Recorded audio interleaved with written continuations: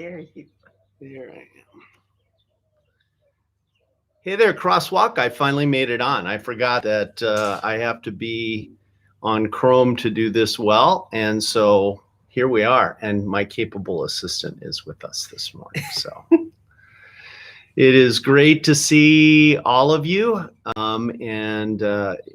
Today I had promised that we would talk a little bit about what are the upcoming plans in light of the fact that very soon it looks, or at least the way it appears right now from the governor's announcements and the way things are going countrywide, that we're going to be opening back up. And in fact, this last week, Governor Ducey did allow some things to open as of Friday.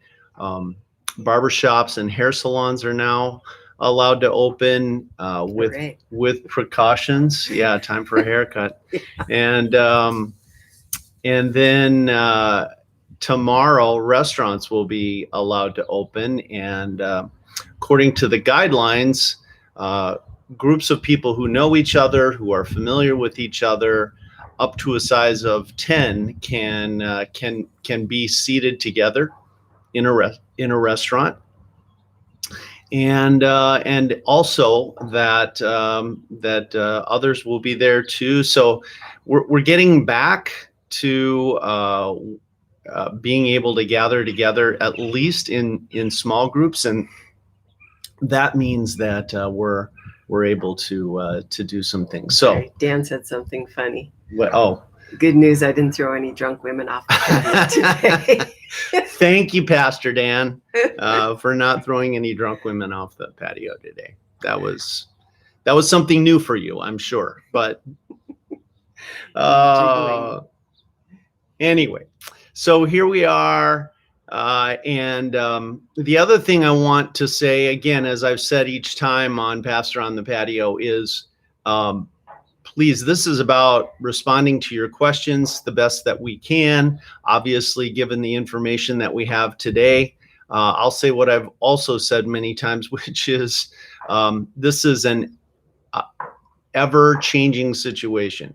We're constantly getting new information, changing information. The situation is very fluid. So bear with us through that, and then ask your questions, make your suggestions. We're tracking all of those. Other staff are on here. As you can see, Pastor Dan is with us today. What's that? And Chris and Phil are with us as well. Thanks, guys, for being here. And they'll help me field the questions via the chat as we go forward. And Julie, my capable assistant, will make sure I don't. I'm standing here because Stephen Millerman said if I'm off camera, no one can hear me, and it's weird to have Jeff talking to the air. So yeah, this is for you, Stephen.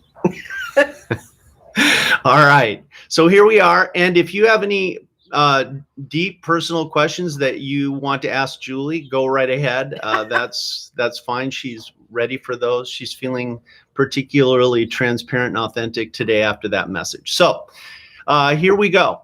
What we've been talking about for the past week, since we became aware that very likely things were going to open up again, is how we could enter into a phase 1 approach.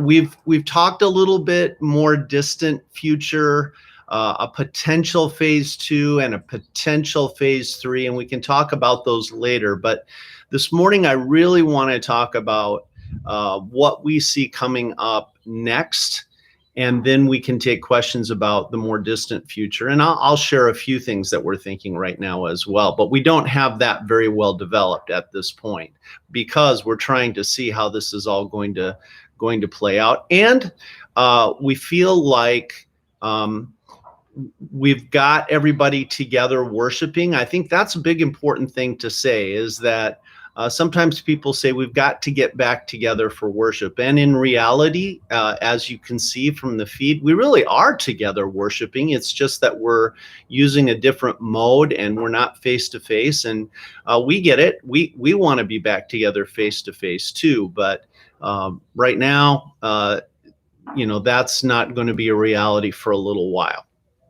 So something to just talk about vision wise, and we've said this before, but I'm going to say it again. A church really has a choice to be a church with small groups or a church of small groups. And we've always aspired to be a church of small groups, which means our goal is to have 100%, and honestly, I should say 110% of our members and regular attenders in groups, engaged, meeting regularly each week in groups. And the reason for this, there's a big because to this. Obviously, the Sunday big gathering is important, and we're not downplaying that. But what we're saying is, in groups of 8 or 10 or 12 or 15, and we really don't want them to go much beyond 15, because that starts to rob the group of its connectedness, of people's ability to talk and share during the group. If it gets too big, it's just harder to share in many cases. So in those groups, there's a reason why we do a recap and a restudy, a deeper study of the messages, because we want to take people into a deep dive in the Word of God. That's a huge part of our vision at Crosswalk, is that you be invited to the table where you're going to get significant and substantive teaching from the Bible. And I want to emphasize those words, significant, meaning you're going to hear and learn the most significant things there are about life, and about thriving, and about your God, and about your Savior Jesus. And we want that. We want that to be true, obviously, on Sunday morning. But one way to really take that and grab it for yourself personally and bring it home to yourself is through your investment in a group, engagement in a group, participation in a group. So where's all this headed? That's the because we want to be a church of small groups for all the reasons just stated. It's also where you're going to really connect and find your community, by the way. That we're seeing this summer as a huge opportunity to make a big invite for people to join groups. Normally, during the summer is the worst time to try to get everybody connected in a group, because we're all traveling, we're all on vacation. But it's not looking like there's going to be nearly as much of that this summer, at least not right now. Maybe things will change. But while we're still in this mode where we can't do as much as we used to do, we see great opportunity in moving toward this vision of being a church of small groups, a church of growth groups. And so what you're going to see rolling out in the next few weeks is a push to get back together face to face in your groups. And so we're going to be Pastor Dan's working very hard trying to get the groups set up, make sure we have enough leaders, make sure we have enough hosts, so that everyone who wants to be connected into a group, into a deeper study, a more significant and substantive study of God's Word, and of what it means for their lives, and how to apply it to your life. That's going to happen in groups. And we're going to encourage you to get back together, since that seems to be the number now, about 10, where you can get together face to face and do that safely. Obviously, we will probably still offer Zoom groups, virtual groups, for those who would prefer to be involved in those. So we're not going to end those. In fact, we see those probably becoming a permanent feature here at Crosswalk. But that's going to be the main focus of our planning and our strategy throughout the summer, is going to be making sure as many people at Crosswalk as possible are connected to a group. Okay, what have I have one question. All right. Does this mean we're going to make small groups go all year round? So what I would say to that is groups do go all the way all year round. And for those who want to meet every week, they certainly are welcome to do that. But we're also believers that the way God made humans is to function best with stress and then release, meaning that there's a time when you work and then there's a time when you rest. And so through this principle of stress and release, we've designed a 3-semester year-round plan for groups.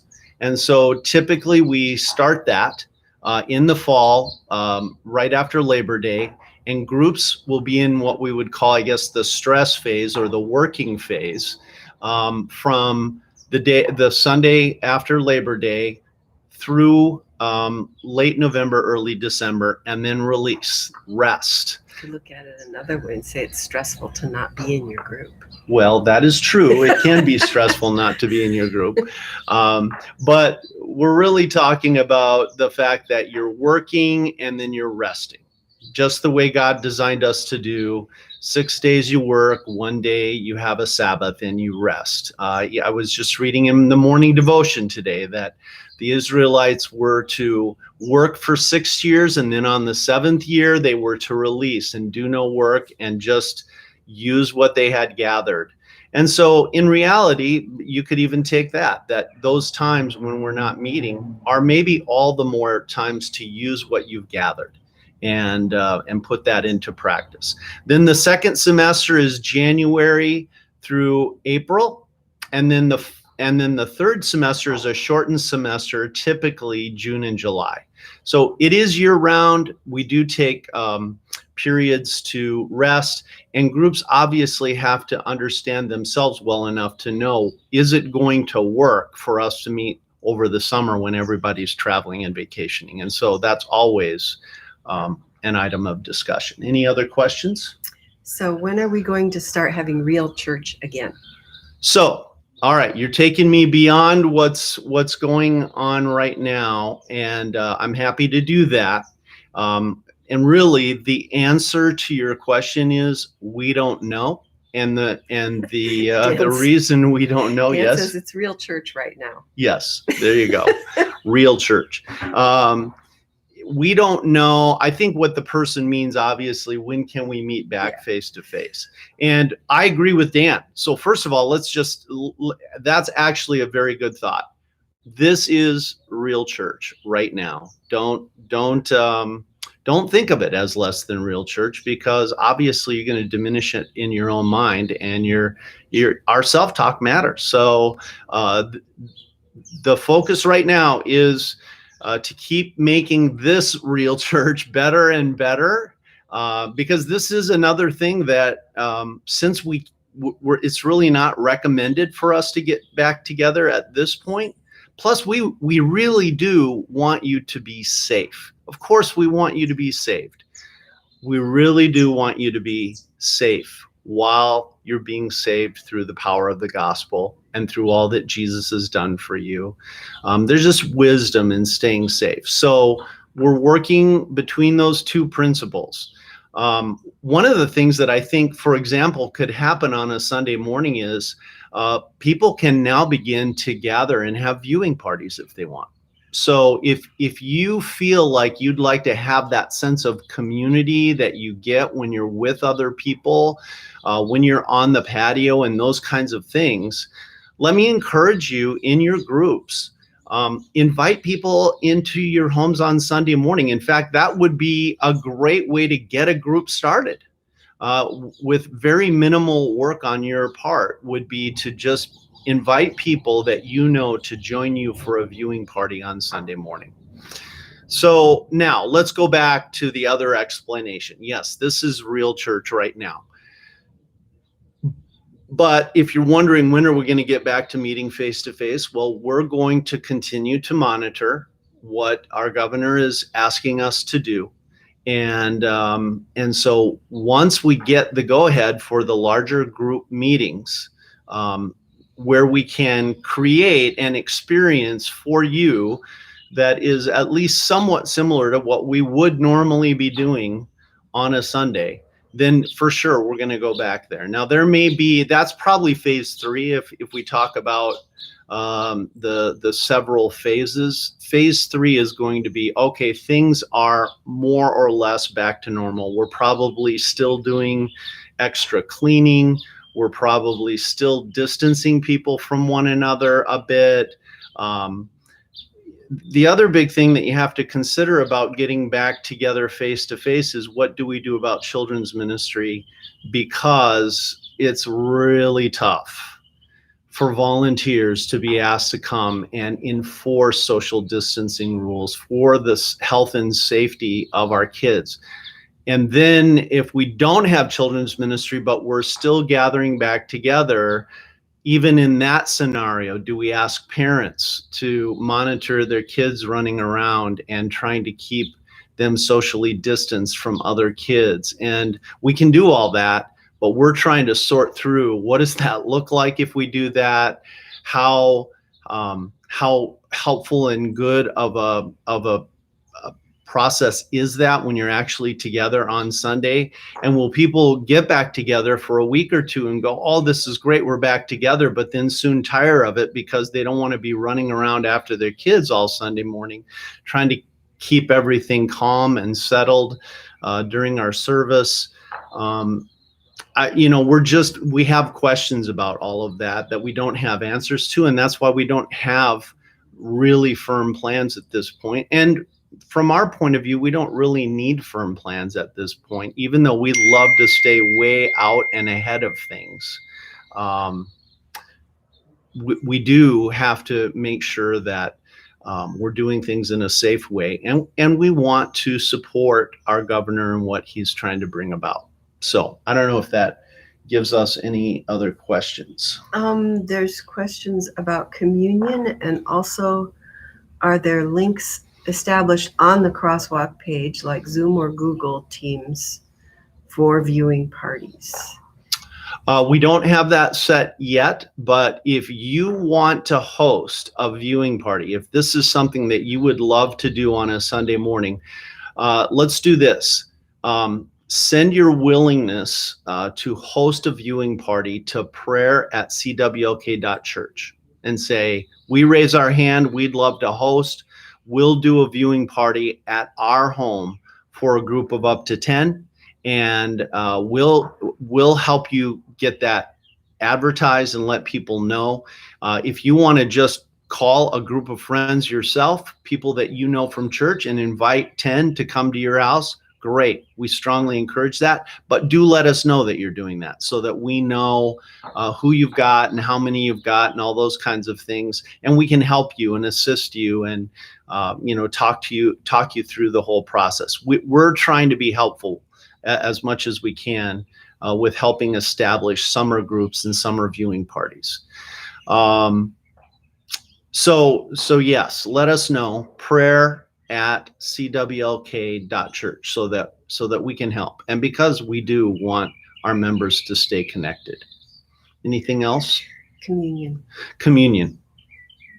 So we've been talking a lot about communion, and our guess, and this is our best guess right now, but we'll continue to work on this, is that shortly we're going to be allowed back together in groups of up to 50.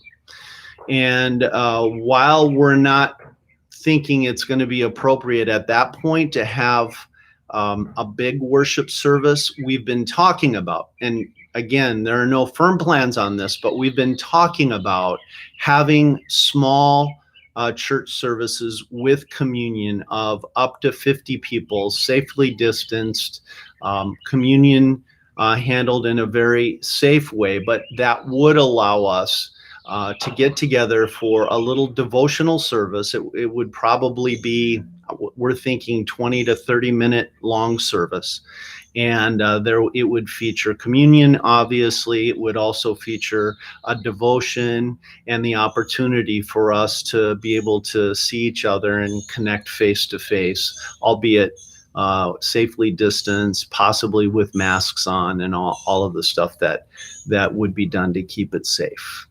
So Joshua yeah. says, if I have wine and crackers, could I do communion at home?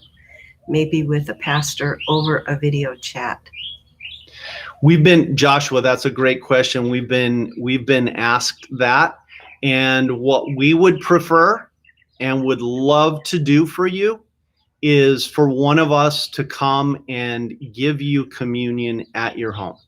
And we're completely willing to do that. I'm happy, you're a Midtown guy, I'm a Midtown guy. So I would be super happy to come up there and give you communion. This past week, I conducted a baptism on Friday, and I met the people. They chose the place. They chose to meet at Cesar Chavez Park. We had a beautiful setting. The little baby being baptized was Elijah, and we made a few cracks about maybe just dunking him in the lake at the park. We didn't do that, by the way. That did not happen. I brought clean water, a clean bowl, the whole 9 yards, but we conducted a private baptism, and that's kind of how we're recommending handling it. So Joshua, for you and me, I think let's get together and plan a time where it would work for me to come up to your place and give you communion, Joshua. All right. What else? Josh wants to know, does it have to be you or could it be another pastor? It doesn't have to be me. If you prefer Pastor Dan or Pastor Chris, we can work that out, and I'd happily work that out with you. I love that. We have so much fun kidding each other as pastors here. Ruth has asked a couple times when the small communion services will start. I think maybe she would appreciate you coming in person as well. Yeah. Small communion services in terms of just offering private communion are on right now. If you are feeling the need of having communion, we can make an arrangement for communion to be delivered to you at your home. And we're super happy to do that. As far as communion services, as I mentioned before, once we get the go-ahead to meet in a little bit larger groups, I think that's when it's going to happen. There was some talk about maybe doing it in groups of 10, but I think what's going to work best for most people is if we wait until we've got the go-ahead to meet in a little bit larger groups. But again, we're open to your feedback on that. So that's the whole reason for this. Today is meant to be a two-way street. And so if you have strong feelings that, hey, let's do something differently from what you're hearing from me right now, that's what that prayer at cwlk.church is about. You can put it in the feed right now if you really feel a certain way about things. But we're here for receiving your feedback and your input on what you're hearing from me today. All right. Anything else? Phil wants to know if you're cooking a meal for me today. Am I cooking a meal for her today? Yes, maybe. Way to go, Phil. I said maybe. Maybe you'll pick Phil, up some takeout for me. She really likes it when we cook together. So maybe. Although even then, sometimes I mess up her kitchen. So the big deal is I'm not supposed to mess up her kitchen. So I have to be careful and cautious when I make such offers. Yeah. Let's see. So Joshua wants to know how to initiate a communion request, I assume. Yeah, prayer at cwlk.church, or honestly, I'll give you a little hidden secret, an inner deep secret of the sanctum of Crosswalk here. All of our email addresses are the same. The only thing that changes is the first name. Mine is jeff@cwlk.church. Dan's is dan@cwlk.church. Chris's is chris@cwlk.church. We made it easy for you to even guess what someone's email address might be. And probably you're right if you just put first name @cwlk.church. So you could go about it that way as well. I have this fly. Anyway. Yeah, we all do these days. Yes. Anyway. So there you go. Just either initiated at prayer@cwlk.church or first name @cwlk.church. That way you don't have to hurt my feelings if you want someone else, Joshua, to give you communion. What else? Jack Spence wants to know about doing communion over the video feed using our own wine and bread and crackers. Yeah, we've thought about that, Jack, and talked about that. And we just feel like that's a little bit out there as a practice. And even our church body has strongly encouraged us not to do that. We're not saying it's wrong if someone does that by any means, but we really feel like the gathering of God's people together and being able to do these things face to face just has tremendous value. And so that's why we're suggesting doing it this way and not, for example, having communion in your growth group over Zoom. Not that we haven't considered those ideas, talked about them, but we just didn't feel like that was what would be best and represent our feelings and our thoughts about the sacredness of Holy Communion. Again, without judging or saying anything bad about anyone else who chooses to handle communion that way. It's just not for us. Jack says thank you. And yeah, just some silliness from some people. Okay. So we are getting to the end of our time. So I'll just quickly recap for anyone who might have gotten on here late. This summer is going to be us really trying to move toward our vision at Crosswalk of being a church of small groups, not just simply a church with small groups.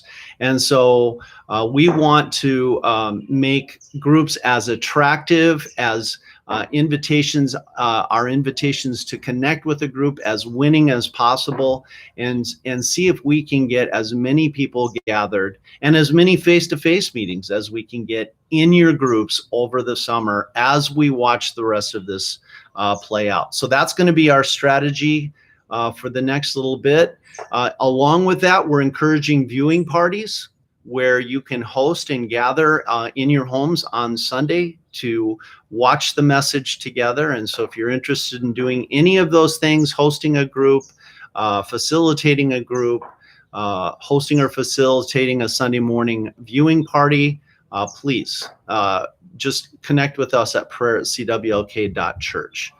And then we're thinking there will be a middle ground where the governor will suggest we can meet in groups of 50. At that point, we would probably initiate communion together, to recap what I said earlier, probably at a place like Arizona Lutheran Academy. See, the whole other big factor in this you have to realize is we don't know when our schools are going to let us back in.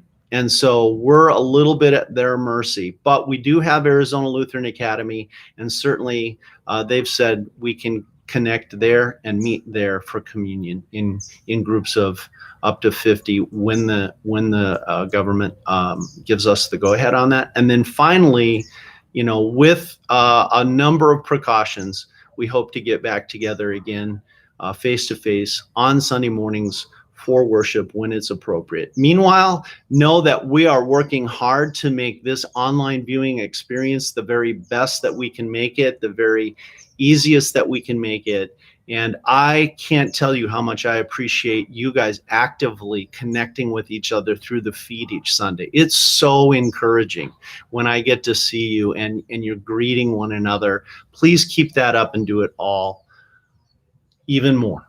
All right. What I else? wanted to say hi to Michelle Molyneux Oh, because she pointed out that the Zoom groups is great for people who are at risk, high risk of getting sick. And so, of course, we'll keep doing it that way.